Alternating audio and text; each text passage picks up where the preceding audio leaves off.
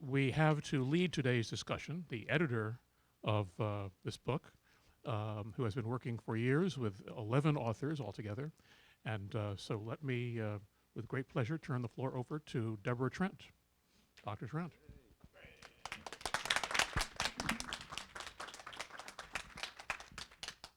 Forgive me, I'm not going to stand up because I broke my leg. Oh. And the funny thing was that one of the authors, the only one who isn't from this area, Dick Verdon, was emailing over the weekend, and he said, "So break a leg Monday?" And I said, "Well, actually, I did." And he said, "Oh no!" You know. So here we are, and I do feel like this collaboration has been so just that, a true collaboration. And as someone who studies collaboration through the thick and the thin of mutual interest as well as divergent interest, little conflict here and there, little tension. I mean, I think this came out, well, it's done, right? Like anything else, if it's done, that's a good thing. And we're going to talk a little bit about how the book came to fruition, but through the chapters and through the panel's perceptions. So thank you all for coming. And the book is on sale on Amazon. We hope to put it out as a Kindle offering as well, but it's $19.95, and I just have a few copies here today, so bear with us, and we'll have a bigger shipment later on, or if you want to just go online and get it yourselves. Thank you, Debbie. I'm Dan Whitman. This is a timely book. By the way, it's a great book. I've read it twice. And it's urgent. It raises some urgent questions. If we care about public diplomacy, we have to address some of the questions. I see some themes in this book. I think Debbie is kind of dictator, an authoritarian person, because this book, although it has 11 authors, actually has coherence. And I'd like to try to suggest some of the themes that come through. First, I'd like the guilty to rise. That would be Peter Kovacs, those who are in the room who have written this book. I didn't write it. Peter and Hella Dale and John Brown. Is Craig Hayden here? Anyway, Carol Balassa's here. Oh, you're Carol Balassa. Great to meet you. Okay, wonderful. Thank you. And I have questions, so I'm threatening to ask my questions unless you have them. So you're going to like your questions better than mine. This book, we're really here. This is Debbie Trent's moment. I am sorry I was not there in the fall of 2013. I keep seeing references to this in the book, and I keep thinking, where was I that day? Maybe I wasn't in the country. This must have been a really remarkable event, and as Debbie just said, this book comes out of the ideas that came out on that day, some of them. Again, the themes in this book, I'll get to what I think are some common themes, even in the two chapters, John's and Brian's, which are more history than they are present and future, but extremely important to know where we come from. So that would be near the beginning and near the end of the book. Really recommended. I do want, just for one moment, I know that some of us will have a chance to see Bruce Wharton next month. I just want to say he's not here today. He might have been, but he has a pretty busy schedule. I just want to say how grateful I am to Bruce Wharton for taking on this enormous challenge that he's taken on as Undersecretary of Public Affairs and Public Diplomacy. The parable of Blaise Pascal comes to mind. The storm comes, the tree that stands proud is blown over by the storm. The reed bends to the wind and survives another day. And I think that Bruce is the best person I can think of to do that, what Pascal called the thinking reed. Now, I wanted to give a little comment about each author. There's no time for that. I just want to say, if you're planning to do the Washington Read, which is the first chapter, the table of contents, and the index to see if your name is there, and if you don't have more time than that, read Debbie's introduction. Everything in the book is alluded to really marvelously in that introduction. I want you to read the whole book twice, as I did, but if you only have time to read the introduction, do that. Now, and I want to say for a later theme, Hella Dale's comment, I think something like Stratcom is dead, long live Stratcom, something like that.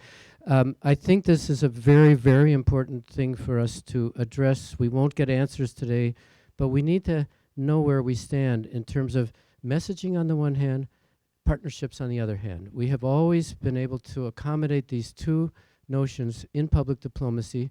My personal hope is we always will, but it's not inevitable. These may go in separate directions, so let's just keep that in mind and address that. Last week, James Clapper said we need a USIA on steroids. And, well, careful what you wish for. And John McCain agreed. The question is, would it be the USIA that we know and that we want to have again? We don't know. We don't know. Of course, we want more resources. But I think we need to give some thought today about, is that an entirely good thing? Would it be the USIA that we think of? When I say USIA, there are connotations that come with it. Certainly it'll be different, and we want to be prepared for what's coming. Now, when I get the mic, it's usually people give it to me because they know I'm a contrarian. So I want to give the contrary view to the book. I love this book. Let me just say, November 16th, a week after the election, there was a discussion at USIP on Pakistan. And there were Robin Rafel was there, Lisa Curtis from Heritage, Ishrat Hussain, World Bank, Wilson Center, Graduate Williams College, Hussain Haqqani, the former ambassador. There was a lot of dispute, a lot of disagreement about what Pakistan is and what's the best course forward. Curiously, there was one bit of information that every speaker brought up separately and independently and passionately. We need more Fulbrights. So there you have traditional PD. There was a lot of wrangling about what is a Fulbright and what's the purpose of Fulbrights, but everybody on that panel wanted more Fulbrights. So I just say that as a contrarian, and I'm wedded to the past, but I know that non-traditional approaches to PD include traditional approaches. We have always worked with communities collaboratively. We have always tried to create relationships, which is what I think I get from this book. So I have no dispute either with the content or, for that matter, even the title. I would just say that making partnerships is traditional, but we don't need to quibble. What we're looking at is new ways of making that happen. I'm not going to take too much more time. I was in the room when Donna Oglesby chaired a meeting to define public diplomacy. This was 1995, I think. And there was a mission statement of USIA. You all know it by heart, but let me just quote her, or the group, the consensus that day. Public diplomacy is the action of engaging foreign audiences and opinion makers through information and exchange programs to advance U.S. national interests and strategic goals. Stratcom, Helladale. Now, when I hear the word engagement, I think of Napoleon at the Battle of Jena. I'm not sure this is the word. Let's think about this. Are we doing engagement? Is engagement a military action? And does it always have an objective? We're going to talk about that today. Whether relationships are valuable just because they're relationships, or must there be an agenda driving these actions? I think that's what we need to be talking about. It's customary in January to talk about what's out and what's in. According to this book, here's what's out in 2017. Messaging. What Craig Hayden quotes Yevgeny Morozov as saying, solutionism. Get it? Solutionism. In other words, doing something that has an objective, a goal, reaction. That's out, according to this book. Hearts and minds. Hilladale and Brian Carlson have seen where this concept, maybe the phrase is okay, but in the field it has not worked so well. certainly in Vietnam and since. The notion of branding, which comes out in the book, introduced by Charlotte Beers, which has not been very successful. And the very concept of audiences, which Tony Quainton very perceptively questions. He says, no, not audiences, partners, participants. You see the direction this is going. That's out. Here's what's in, according to the book. Collaboration, partnerships, public-private partnerships, PPPs, and something we're going to hear from Robert. The phrase is daunting. The concept is brilliant. Transnational applied cultural networks. That's a mouthful. And Robert's going to, I was daunted when I read this chapter. What is that? And then when I read it, I thought, I like that. That's me. That's what I do. So, and I think Debbie's going to read something from Brian Carlson's book later. Let me just say that the great zinger, the great quote by Brian at the end is quoting our friend Nick Cull, who's often in this room. PD is not hearts and minds, but relationships. And you cannot win a relationship.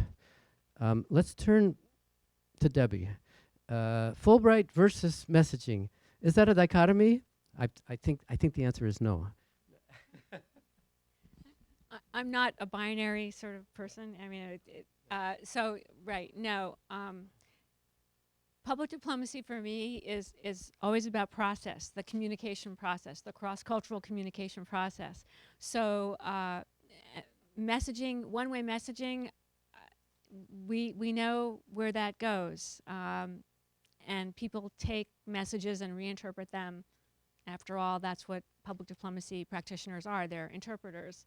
And if you really want to change anything, there can't just be one way. There has to be at least dialogue. And that's where the collaboration and the creation of new relationships, new institutions down the line, certainly projects where like the Fulbright program, where people engage with each other, they learn about each other's cultures, and that's where nonviolent communication, nonviolent solutions to conflict grow from. So yeah, they're not. They're not. No. Sometimes I do things in the wrong order. Debbie Trent was a civil servant in the U.S. Information Agency and helped many of us. I remember when we were in the field. She's now a recent PhD graduate from George Washington University and is our resident academic expert on PD, having been a practitioner, and her PhD thesis had to do, among other things, with diaspora communities, an interest I share a lot, and we'll have a side discussion on that. Thank you, Debbie. Now, Robert is tied to American University, as I am sometimes. Cynthia also. Actually, everybody here has some relation with American University. Robert is the current vice president of this organization, PDC. His degree from Chicago is in sociocultural anthropology. He's an expert on Bolivia. And he's come up with this fascinating phrase, and I hope he'll explain it now. I've already forgotten it. There are 4 words. 4 words. Take it from there. I love the content of this concept. I got it. Thanks. So what I think I want to do, just very concisely, is in adding to Dan's framing of this discussion, and I hope we can move pretty quickly to a broader conversation with everybody here, is just point out some of the, in the spirit of sort of giving you an appreciation for why I was talking about these transnational applied cultural networks, just point out some of the ways in which the title might be something for us to think about in non-traditional U.S. public diplomacy. As we know, and I think it was just alluded to, some of our chapters are looking backwards, some of them are looking forward, some of them are trying to assess the present, and whenever you say sort of non-traditional, it broaches the question of, oh, there's something traditional going on for which this is some, thing that we are now going to move beyond. So quite clearly, what is meant by non-traditional also includes a great many things that I think many of us would argue quite passionately are also quite traditional, if by that we mean they've been done before and will be done again in some way, shape, or form. So I want to maybe charitably suggest that part of what we mean here by non-traditional is less the specific sort of programmatic activities, say exchange or some such thing, and more what kind of significance we might be deriving from these activities, how we're framing them, what kind of importance we're attributing to them. And so in other words, it's about kind of context and interpretation going forward, which really shouldn't shock you. You heard me, I was described as having had a degree in sociocultural anthropology, which is all quite true. So context and interpretation would be a thing I would be harping on, so bear with me there. So I would point simply to a few quick things.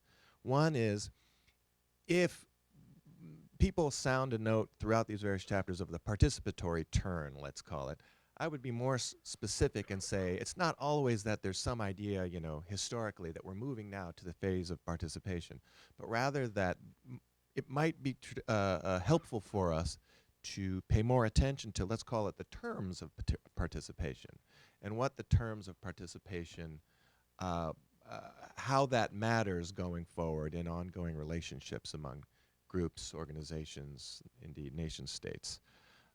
Also, of course, questions of context, a notoriously vague term. Context is everywhere and nowhere, you know. But here it's interesting because what we see happening frequently is, more often than not, we seem to mean cultural context of one sort or another. In other words, the particular frames through which meaning is derived from the interactions we've had that we're describing as public diplomacy. And then finally, notions of collaboration. But what I would add to that is collaboration, which we might suggest is in uneasy relationship with national interest. Sometimes not directly in the mode of national interest or promoting national interest, but instead something else. Often expert communities, say in science, and we have the chapter by Hum looking at science diplomacy, where it's the specific discourses and practices around a very particularly defined problem that has, let's take climate change, transboundary effects, which mobilize folks to work together, the outcome of which is a kind of shared frame within which there's a kind of an understanding of what the discourse that people are sharing and the kinds of activities in which people are engaged has a certain shared meaning.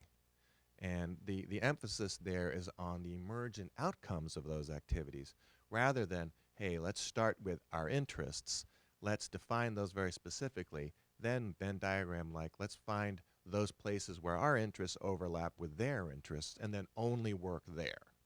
You know, the old adage about diplomacy, you know, only bring to the table the things about which you already agree, you know.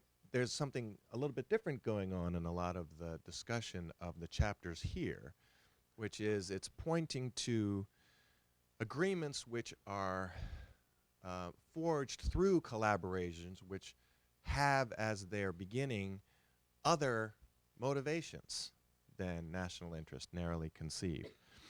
And this includes an attention to a kind of pluralizing of our tools when we do this. So several of the chapters talk about, you know, John Brown's, for example, the need for multiple modes of public engagement, not just the one for the heart or the one for the mind, but both. Or Brian Carlson's emphasis on the virtues of interagency collaboration, notoriously difficult in this town, but if what we're talking about is, for example, cultural heritage conservation and protection in places like Syria and Iraq, well, maybe the State Department should be working more closely with the Smithsonian because they have different assets and they do different things and different kinds of expertise that are brought to bear in this problem.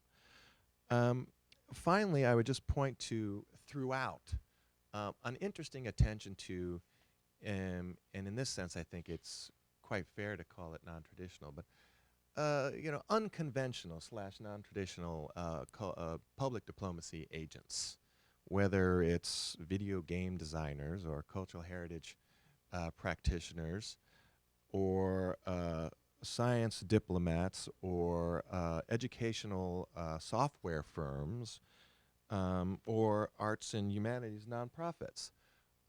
And it's not that some of these folks or organizations haven't done things we could identify as public diplomacy in the past, but I think we see a kind of citizen diplomacy in these collaborative, outside of government activities with these interesting emergent outcomes, as I said earlier, tending to be focused on various different kinds of transboundary problems that then focus on questions that they might have in common and then come to define those questions in ways that create frontiers of commonality.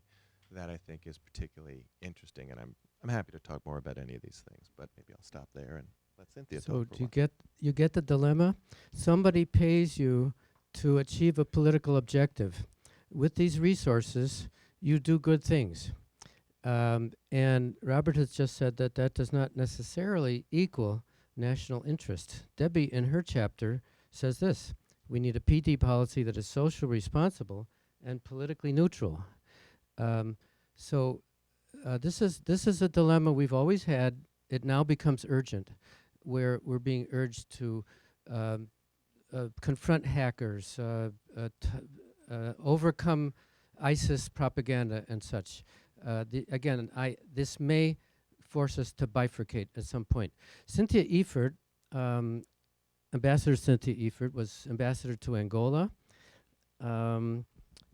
And has been into 2004-2007. She was deputy commandant of international affairs at U.S. Army War College, 2007-2009.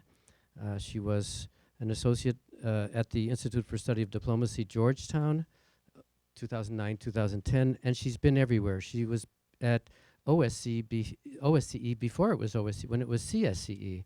So she has an amazing background on many continents, is well remembered as a senior PD official in Moscow and elsewhere. Cynthia is our respondent today.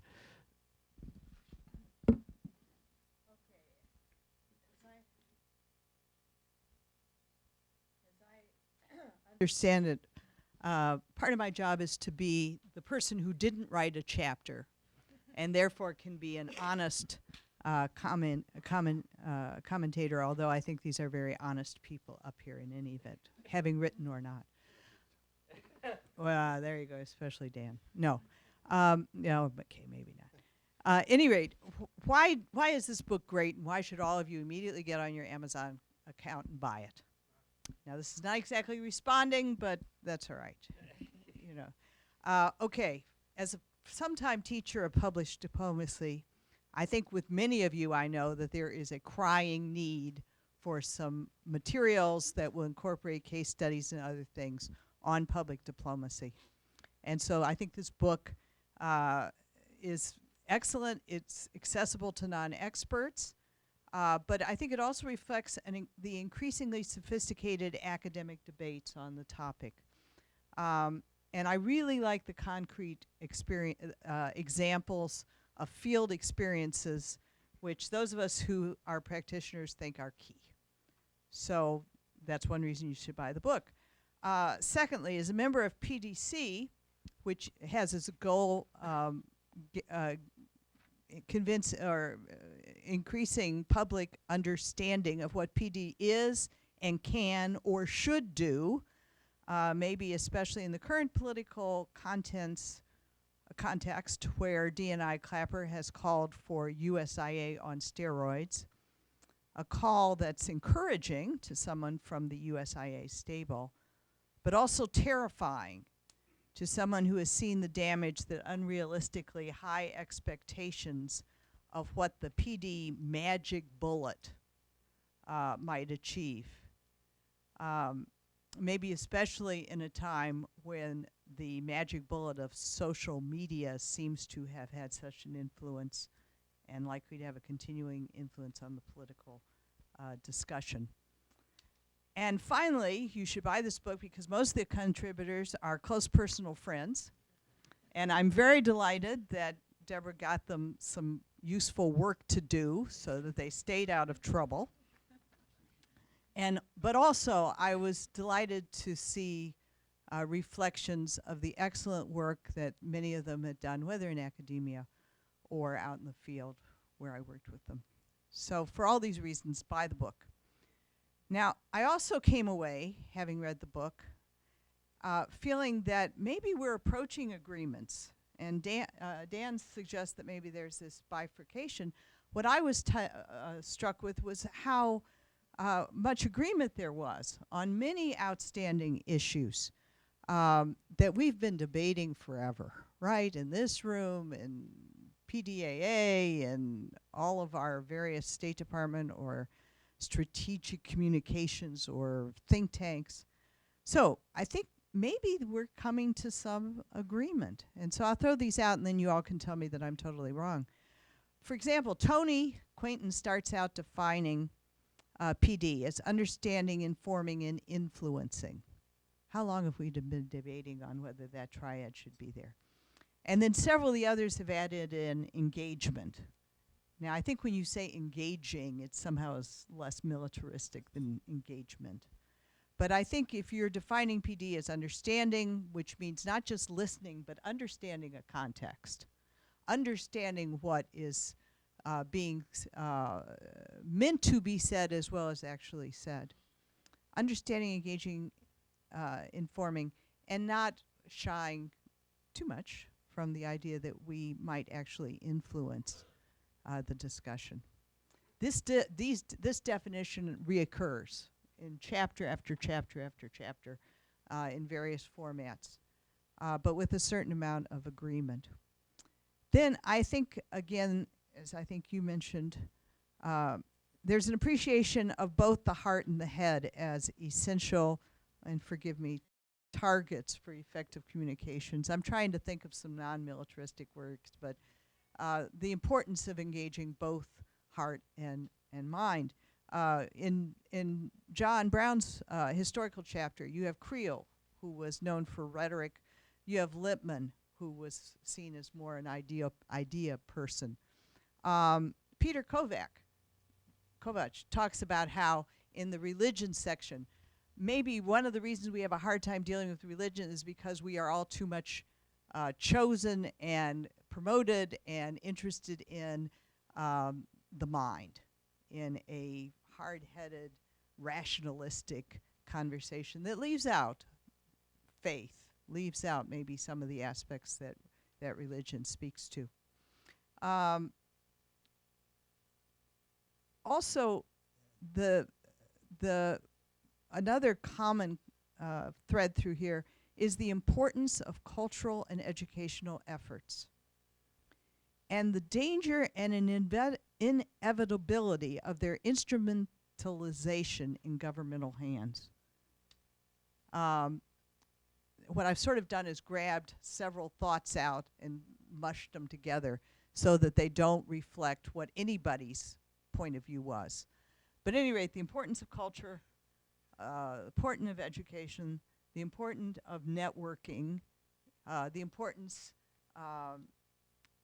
in movies, motion pictures, and so forth, as Carol Velasco says, of not just pushing U.S. culture, but also what we always called it, was it the second mandate, third mandate, whatever it was.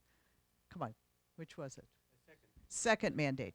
The second mandate, that part of our job was to help United States citizens understand foreign cultures.